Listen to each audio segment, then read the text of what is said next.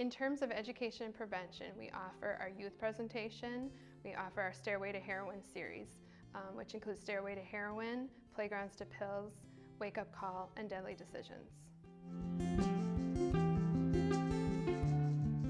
Experimenting with drugs, no one starts out with heroin.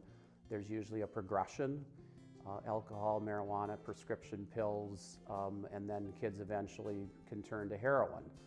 And so our point was, let's try to stop that progression. Can we educate, can we prevent kids from moving along that progression to where they might actually end up taking and dying from an overdose. We talk about the medical impact. We bring in that law enforcement perspective. We also talk about treatment and talking about what the difference is between a behavior and addiction, and addiction is a disease. The focus has changed. 10 years ago, I was a lock 'em up kind of guy, but you can't rush your way out of this problem. You need a combination of education, prevention, treatment. You still need to have some prosecution and accountability, but that alone doesn't work. It's a combination of all three.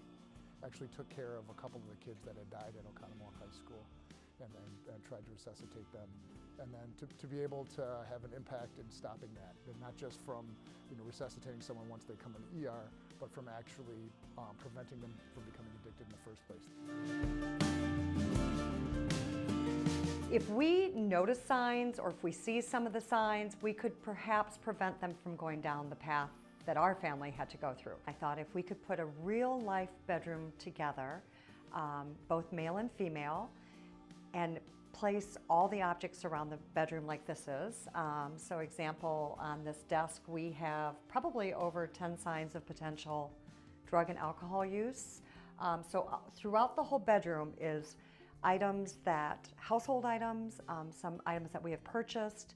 And by the end of the tour, we've tied it all together, and I think they walk out knowing what's out there and resources and where to go. So a lot of times we'll do a youth presentation during the day for the kids, and then we'll complement that with the Stairway to Heroin in the evening for the parents. We've had feedback that it's incredibly good too, from kids, from teachers saying, this is one of the coolest things we've ever seen, not just because you were funny, but because we learned from it. And it wasn't just directed on don't do this, or trying to scare people out of this, or ramming statistics down people's throats. They want to see the real life thing, and so when we go up there and share our stories, it's kind of like, they don't look like they are drug addicts. All this happened to them. What can I learn from them? I think what it does is it brings heroin to a real conversation. It's not just something you see on the news, but it brings it right back into the seat of the people in the audience. So we really wanted to target that population of parents in grade school and middle school. We didn't want so much focus to be on the drugs itself, as we wanted the focus to be on decision-making skills and brain development, and having these conversations and start developing those refusal skills with their kids. Deadly Decisions program is really about the transitional years from high school into college. And we want to help them understand the choices that they make, and the decisions that they make can sometimes have deadly consequences. Along with that, we developed this whole idea of the shoe exhibit.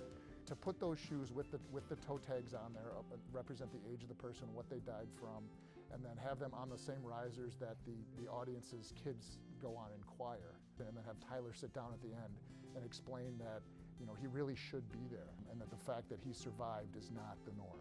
There can be a change, there can be a difference, but it can't be the people on the stage. It's got to be the people sitting in the audience and taking the message out of there. And that's the one thing that I'm encouraged by, is that if we can get 5, 10, 15, 20 people out of that audience to do something, then we're going to see a big impact in the community. There's no magical answer to this. We're all at risk, but I think having that knowledge and information makes us all that more powerful in this fight.